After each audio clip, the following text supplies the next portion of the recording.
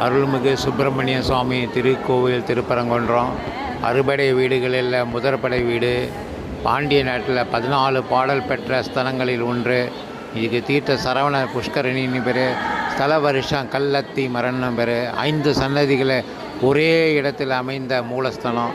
கற்பக விநாயகர், சத்தியகிரீஸ்வரர், துர்கை அம்மன், பவளக்கணிவாய் பெருமாள், ஸ்ரீ தேவசேனா சமேத சுப்பிரமணியர், பராசரர், வேத வியாசர் போன்ற ரிஷிகளால் பூஜிக்கப்பட்ட லிங்கமாக விளங்குகிறார் சத்தியகிரீஸ்வரர்.